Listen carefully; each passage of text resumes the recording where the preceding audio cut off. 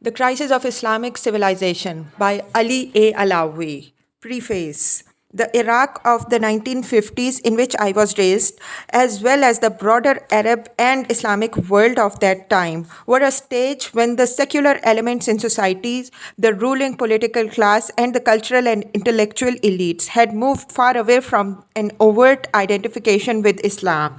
It then appeared to be only a matter of time before Islam would lose whatever hold it might still have had on the peoples and the societies of the Muslim world.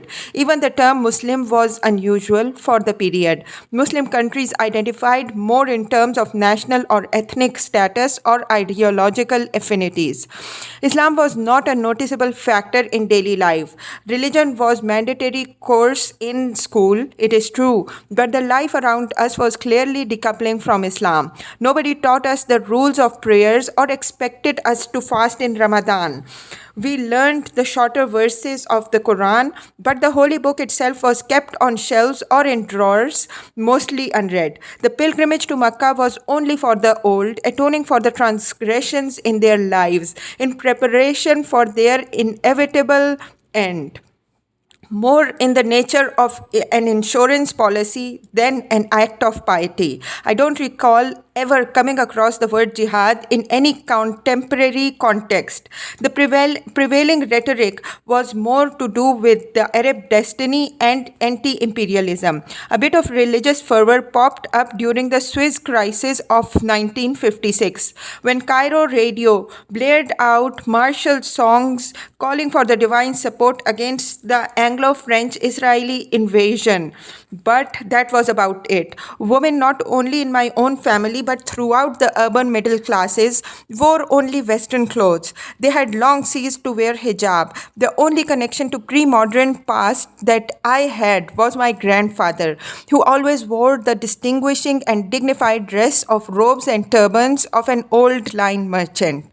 Apart from religious holidays, the public rituals of Islam were not widely observed. Friday congregational prayers were held, but certainly not with the same degree of participation and vigor that a person would notice nowadays.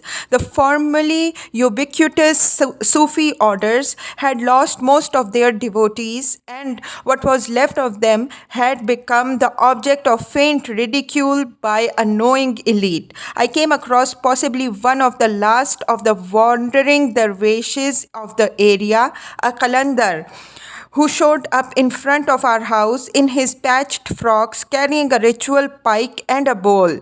He was fed and sent on his way. Since I have only ever seen one other such as him, the Shia rites of Muharram were celebrated, often widely, but we were advised to stay well away from them. They were somewhat unbecoming for refined folk who preferred to hold semi-literary soirees to remember the passion of the martyr Imam Hussein. Tears were ritually shed, and after a short catharsis, normal conversation returned. Modernity was flooding in everywhere, and people seemed to want more of it. Cinemas and snack bars, cabarets and country clubs, freely flowing alcohol and mixed parties. Baghdad was turning into Babylon, the hedonistic predecessor of yore. And it was not much different, as memoirs of the times amply testify, in Casablanca, Cairo, Damascus, Istanbul, Tehran, Karachi, and Jakarta. Secularism had the Muslim world by the throat. It may not have been in the same form that I had experienced, but the result was the same. Islam was ignored, marginalized, and rejected by the modernizing classes. It continued to provide some form of ethical scaffolding to the people's life, but even that became frayed as people moved into a modern and urban environment. Neither did Islam's public position improve materially in the decade of the 1960s. This was the era of ascendant military dictatorships, nationalist ideologies, and socialist and populist movements that dominated the landscape of the Islamic world. No one could foresee the comeuppance that these regimes would face in less than a decade, and the public discrediting of their models for reform and modernization. The defeat by Israel of the combined Arab armies in the Six-Day War was only one of the events that dramatically tipped the balance in favor of a resurgent Islam, a process which accelerated in the 1970s. Political Islam began to raise its head after years of lying in wait, being either ignored or persecuted. Another current also rose imperceptibly in those times, that of a re-spiritualized Islam that was breaking away from the hold of the traditional religious orders but remained in the shadows. It affected far fewer people, and its presence and influence was scarcely felt in the world convulsed with dramatic political changes. By the end of the 1970s, the tide of militant Islamism seemed unstoppable and increasingly defined the idea of a resurgent Islam. The Iranian Revolution and its aftermath convulsed the planet. Political Islam erupted on the global stage in a huge social and political revolution, and whatever we may think of it, embodied the hopes and fears of millions of people around the world. A parallel revolution was also engulfing the world of Sunni Islam, with the struggle against the Soviet invasion of Afghanistan and the rise of the radical jihad-inspired culture. The world in general, and Muslims in particular, were confronted with a host of questions and assertions about the role of Islam in society and politics. I dare say that every Muslim of that period was exercised in one form or another, whether recoiling in alarm, being perplexed and anxious, or being an enthusiastic advocate. At the rise of political Islam and the increasingly assertive and controversial role of Islam in society. For a long time, the two worlds of Islam which impacted on me, the outer world of political and social action and the inner world of spiritual and moral realization, seemed entirely at odds with each other. One was angry at its subordination, insistent on recognition of and power, and challenging the status quo. The other was serene, introspective, and immersed in the intangible. The fabric of the first was the societies and nations. That of the second was the self and the individual. The rituals of worship in Islam were supposed to bridge these worlds, but they were bent to suit other demands. I began to recognize that the essential unity of Islam had been greatly diminished, if not quite yet destroyed. People could no longer move effortlessly between these two worlds. Momentous crisis affected the Islamic world in the past quarter century: the Iranian Revolution, the Iran-Iraq War, the invasion of Afghanistan, the siege of the Bosnian Muslims, the sectarian riots in India, the civil wars in Sudan and Algeria, the Second Gulf War, the rise of the Taliban, the eruption of the global terror linked to radical political Islam, and the invasion of Iraq and the sectarian carnage it unleashed. All these demanded engagement and action, no doubt, and they tilted the balance towards the political arena. As I became more involved in the crisis in my writings, my speeches, and then in direct political action, I found that only a few of the Muslims I encountered in the political arena could resonate with the spiritual and ethical aspects of Islam. In particular, Islamists behaved no differently from the rest, and often worse, as the prospects of power loomed for them in the number of countries, including Iran. The Islam that I had experienced was increasingly devoid of any deeply ethical content and was at odds with my understanding of its own legacy. That is not to say that the preoccupation of the vast majority of Muslims with their outer condition was in any way reprehensible, but it was deficient, as it framed the crisis of Islam was facing, mainly in terms of the political, social, or jurisprudential aspects of the religion. The moral education of individual Muslims was an altogether different matter, which did not fuse with the preoccupations of the leaders of the Muslim world, whether those in power or in opposition, in Muslim lands or in the growing diasporas in the West. Muslims may have been overwhelmed by the scale of the real or imagined disasters befalling them, but this should not have stopped them from holding up a mirror to themselves. What that mirror would have shown was a fading of their own civilizational drive and an increasingly obvious indifference to and often abandonment of the foundational ethical and spiritual basis of the faith. I experienced this at first hand in the conflicts and wars that engulfed the Muslims and the Muslim world in the past 30 years. The divisions within the and between Muslims were breaking out into incredible paroxysms of violence. Sectarian, ethnic, and racial hatreds continuously trumped the ideals of the Islamic unity. The Iran Iraq War and the Internecine warfare, which occupied the withdrawal of the Soviets from Afghanistan, were just such examples. It was in the post Saddam Iraq, however, that I could see how far into Islamic political and social life the crisis had seeped. The murderous violence unleashed by the radical Wahhabi inspired Islamists was accompanied by laborious jurisprudential justifications. These were accepted by a large number of Muslims worldwide, and they legitimated the indiscriminate slaughter of innocent civilians. The counter-terror which followed in the wake of these acts was mainly the doing of the Shia militias and was largely arbitrary in their selection of victims. Hundreds of thousands of Iraqis were killed, millions were displaced or exiled, and the country descended into chaos and strife. This ghastly work was done mainly by the people who claimed to have an Islamic motivation for their deeds. Political Islamists of all stripes jettisoned their entire ideologies, for which many of their militants had given up their lives, in indecent haste as they scrambled for political advantage in the new order. Not only during my entire 3-year stint in the Iraqi government did I witness a single episode of a formerly Islamist party now in power promoting or championing an Islamic cause it had earlier propounded in its manifestos.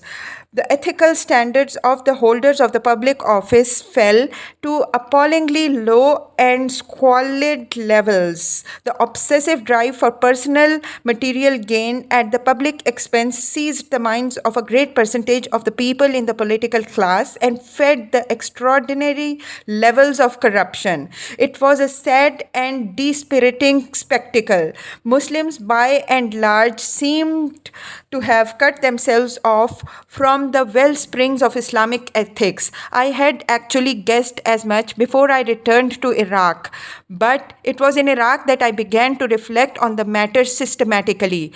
The present book is the product of this effort. It is one person's attempt to understand the factors behind the decay of the spirit of Islam and what the future holds if this process is not halted or reversed.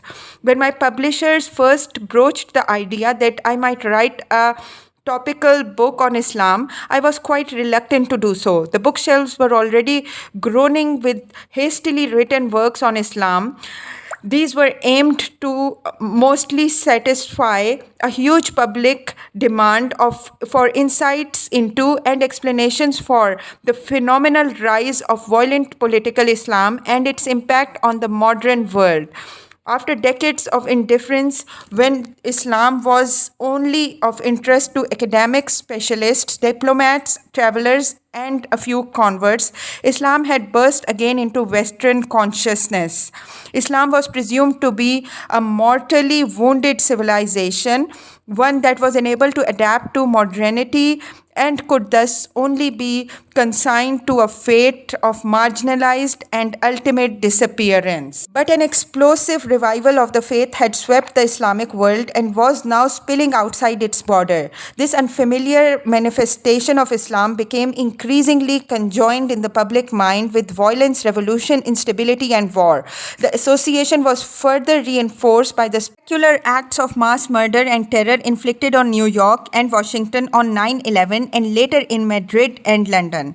These were mostly laid, consciously or not, at the feet of Islam. It is not that I shied away from writing a book on the political Islam because the field was already crowded with such works. Rather, in spite of the predominance in its calculation of policymakers and in the public imagination, political Islam is only an aspect of the overall problem of Islam in the modern world. To my mind, political Islam is a manifestation of the ailment rather than the ailment itself. The fact that it has received the lion's share of attention does not automatically make its leaders and ideologues the arbiters of Islam itself. What concerned me was to discover the deeper roots of the crisis and, in particular, to find out whether Islam's apparent mismatch with the modern world is intrinsic to the religion itself or is it due to some other factors, including the decay of its defining and vital forces.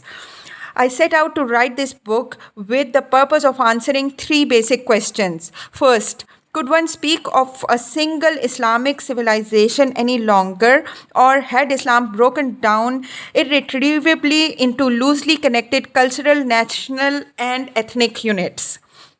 Secondly, is a specifically Islamic civilization a recurrent or repeatable possibility, or has it been, as the critics and skeptics would argue, lost forever? Thirdly, under what conditions can Islamic civilizational presence return to the modern world? However, above all these concerns, there is a fundamental issue central to Islam and other world religions. Can a modern society, with all its complexities, institutions, and tensions, be built on the vision of the divine? Islam forged a civilization which was unique and easily recognizable, even as it crossed boundaries of race, tribe, language, and geography. Its societies were infused by a spirit that gave a distinctive coloring to their institutions, politics, laws, arts, and architecture, literature, science, and scholarship. At its heart was an act of willing submission, the literal meaning of Islam, to the divine reality from which all manifestations of its civilization ultimately derived. This ideal has remained intact ever since the inception of the religion, and in the final analysis, it has been the bulwark which has so far stood against the dissolution of Islam into modernity. The transcendental ideal has remained constant across the different cultural traditions which make up the world of Islam.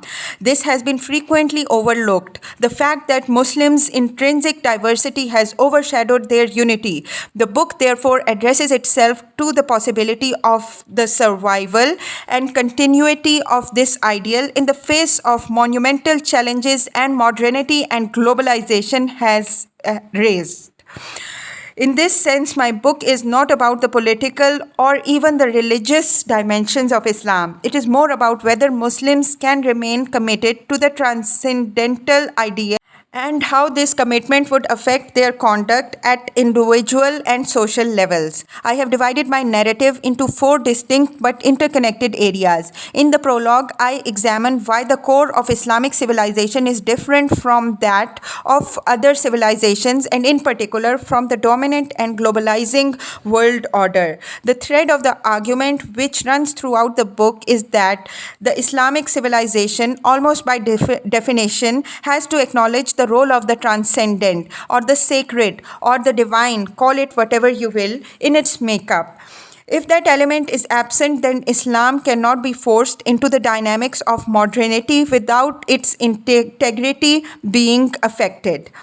The first three chapters are historical overview of the shocks to Islamic civilization provoked by its encounter with the expanding Western powers and then with the forces of modernity. It spans roughly the period from the start of the 19th century to the 1970s. I am particularly interested in the reaction of those who recognized that there had been enormous changes in the world of Islam and who had struggled with their own responses in the context of an Islam which affirmed the significance of the transcendent.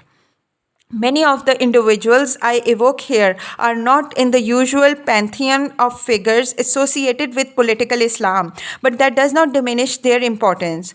On the contrary, their reaction to the decline of Islamic life and culture may be far more pertinent to the issues we are facing now. The 1970s is also a period which saw the start of what I have called the counter revolution of Islam, a tumultuous process which, at its base, is about recovering the vital energies of Islamic civilization.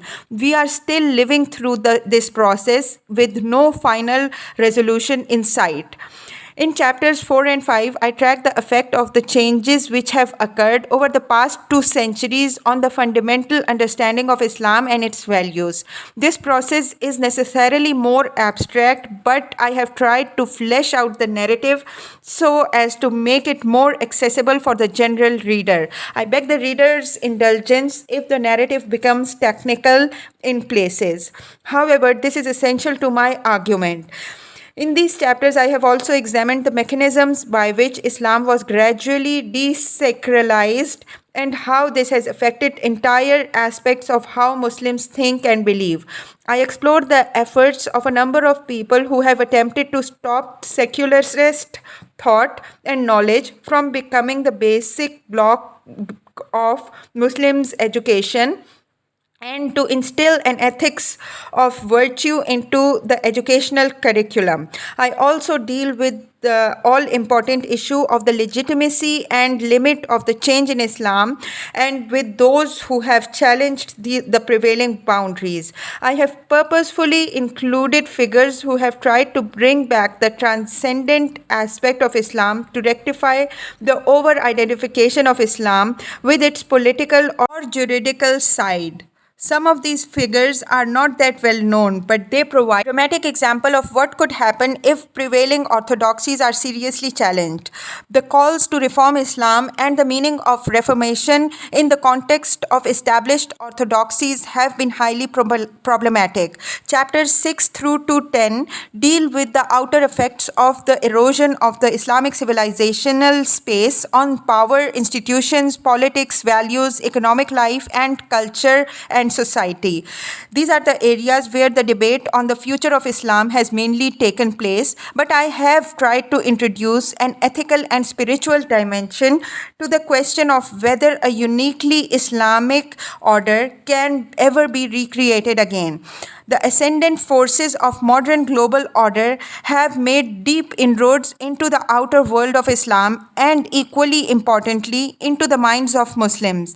They may deny it and fight numerous rearguard actions, but this reality can be easily effaced unless Muslims confront another harsh fact. Any civilization has an inner and an outer aspect. The inner aspect of beliefs, ideas, and values, which inform the outer aspects of institutions, laws, government, and culture. The inner dimensions of Islam no longer have the significance or power to affect the outer world in which most Muslims live. This book is an amalgam of history, philosophy, theology, sociology, economics, politics, and a bit more. It is not an academic work, although I have tried to be scrumptious and consistent both in the narrative and in the use of sources. I am sure that a number of scholars and specialists will take issue with this or that argument or conclusion, but the book should be read as a continuous whole. At the same time, a number of people may think that my conclusions are overly stark, even pessimistic. I address my remarks here particularly to the Muslims who are already struggling in a million ways to adjust their lives and values to the often harsh realities of the outside world. This book is not about Islam as a religion or as a code of outer conduct and transactions. I have no doubt that this Islam will continue into an indefinite future. This book is about the Islamic civilization, a universe which is recognizably Islamic, draws its vitals and inspirations from the inner and outer aspects of Islam, and is the bridge connecting the two. It is this world that is in danger of disappearing.